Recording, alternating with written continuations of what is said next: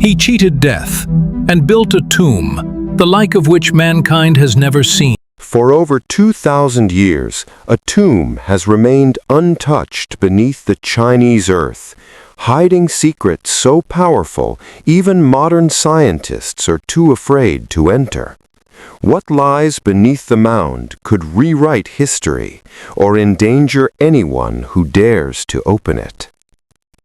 More than 2 millennia ago, China was not a single nation, but a land of warring kingdoms. Each fought relentlessly for land, power, and survival. In the western state of Qin, a boy named Ying Zhang was born in 259 BC. At just 13, he became king after his father's death. Surrounded by ambitious ministers and generals, the young ruler quickly learned to command fear and loyalty alike. Ying Zhang was not content with ruling a single state. He dreamed of uniting all of China under one law, one empire, one ruler. Over 10 years, he led armies across the land, conquering 6 rival kingdoms with disciplined soldiers, advanced weapons, and ruthless strategy. By 221 BC, he had done what no one else could. He became Qin Shi Huang, the first emperor of a unified China. But even in the height of power, a shadow haunted him, the fear of death. No treasure, no conquest, no law could stop the inevitable. Obsessed with immortality, he sent scholars, alchemists, and explorers to seek magical elixirs, ingesting substances as toxic as mercury, believing they would keep him alive forever. And while the emperor looked outward, expanding his empire, he also began building something the world had never seen, a kingdom not of this earth, but buried deep beneath it, a tomb designed to defy death itself. What could be so dangerous that even modern scientists refuse to break its seal? Qin Shi Huang's fear of death grew with every year he ruled. No amount of conquest, wealth, or power could calm the dread that his life would end. Determined to cheat death, he launched a relentless search for immortality.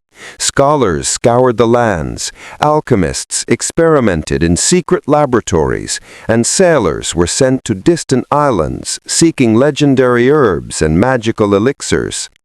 One substance became his constant companion, mercury. Ancient texts describe the emperor swallowing it, convinced it would prolong his life. Today, we know mercury is deadly, yet Qin Shi Huang trusted the advice of those around him. In his mind, even poison could be transformed into power. But the quest for eternal life was not just personal, it became monumental. He envisioned a tomb that would mirror his empire, a kingdom beneath the earth where he could continue to rule in death. Streets, palaces, rivers, and gardens, all constructed underground to serve him in the afterlife. Every detail reflected the world above: administrative halls, stables, bronze chariots, and even miniature entertainers to keep his spirit company. Building this subterranean empire was no small feat. Over 700,000 laborers, including soldiers, prisoners, and craftsmen, toiled for nearly 40 years. The project was massive, dangerous, and, for the workers, often fatal. But despite all this planning, the greatest mystery of the emperor's underground kingdom remains sealed, guarded not just by earth and stone, but by secrets that might still be deadly today. Qin Shi Huang did not want a simple tomb. He demanded an entire kingdom beneath the earth, a mirror of his empire, where he could continue to rule in death. The location chosen was Mount Li, near the capital. Ancient texts describe the northern side of the mountain as rich in gold, the southern side abundant in jade. For the emperor, this was not coincidence, it was destiny. The tomb's design reflected his capital city, with inner and outer walls, watchtowers, official buildings, and living quarters. Streets, stables, kitchens, and storehouses were constructed underground, painstakingly detailed so the emperor's spirit would have everything it needed. Bronze chariots and life-sized horses were arranged as if ready for a royal parade, some even fitted with umbrellas to shield him from the non-existent sun. Protect his eternal domain, Qin Shi Huang's architects devised drainage systems, sealed walls, and channels to prevent flooding from the underground water table. Every feature was engineered to endure centuries, a fortress of both art and function. The sheer scale was staggering. The mausoleum covers nearly 38 square miles, larger than many modern cities, yet only a fraction has been excavated. And on the eastern side, the lands of his former enemies, the tomb's defenses were said to be the strongest, a reflection of his fear even after death. And then there are the warriors, the silent, life-sized guardians made of clay, arranged in precise battle formations, waiting for intruders. But could they still hold a secret power that might kill even today's explorers? In 1974, farmers digging a well near the city of Xi'an stumbled upon something extraordinary: fragments of life-sized clay figures buried beneath the soil. What they uncovered would become one of the greatest archaeological discoveries in human history: the Terracotta Army. Thousands of warriors, horses, and chariots lay in precise formation, each figure unique. No two faces are alike. Some appear stern, others calm or contemplative. Armor, hairstyles, and even expressions were carefully modeled, perhaps on real soldiers who served Qin Shi Huang in life. Beyond soldiers, the tomb held generals, archers, cavalry, officials, musicians, acrobats, even stable boys and court entertainers, recreating the emperor's court for eternity. Originally painted in vivid colors, these figures would have glowed with life: skin pink, robes in blue or green, and armor in red or black. Yet exposure to air caused the paint to fade within minutes, leaving only the natural clay gray visible today. This fragility is a reminder of how delicate the emperor's underground world truly is. The sheer scale is staggering. 4 major pits have been excavated, revealing tens of thousands of warriors, countless chariots and horses meticulously arranged as if ready to march. But even decades later, much of the tomb remains unexplored. And at the very heart of this underground empire lies the emperor himself. Behind layers of earth, mercury, and traps, no one has entered, and some fear what could still be waiting inside. In 1974, farmers digging a well near the city of Xi'an stumbled upon something extraordinary: fragments of life-sized clay figures buried beneath the soil. What they uncovered would become one of the greatest archaeological discoveries in human history: the Terracotta Army.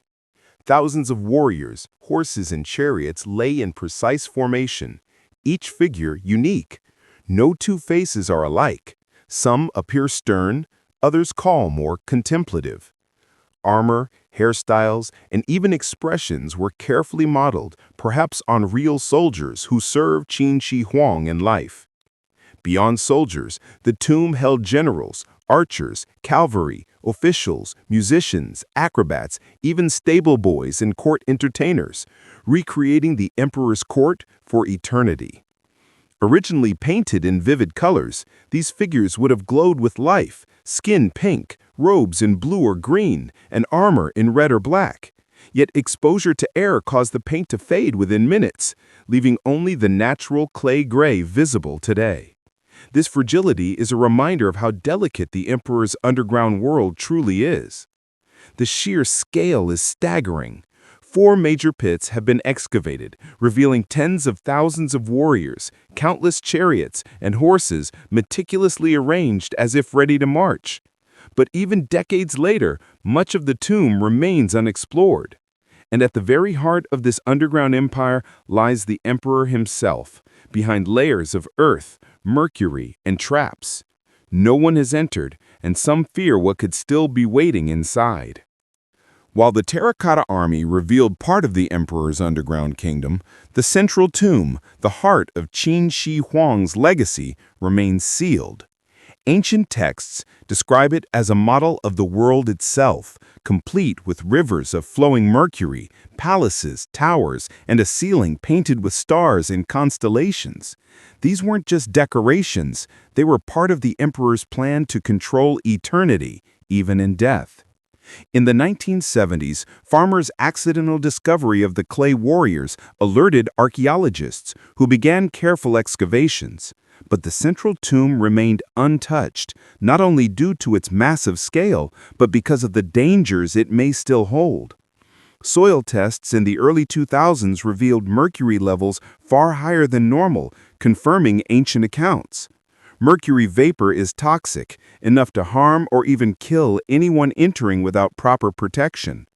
Then there are the traps. Historical records claim that the tomb was rigged with mechanical crossbows and hidden booby traps designed to eliminate intruders. Some of these weapons, if made with durable metals, could remain functional even after 2 millennia. Archaeologists now face a paradox. The tomb could reveal groundbreaking insights into ancient China, its technology, and its culture, but attempting to open it could be deadly. Modern tools like ground-penetrating radar and magnetometers provide glimpses beneath the earth, yet they cannot reveal the full dangers lurking within. So why has no one entered the tomb in over 2,000 years? And could what lies inside truly be more dangerous than any treasure or weapon we've ever seen? The central tomb of Qin Shi Huang is not just a burial site, it is a fortress of death.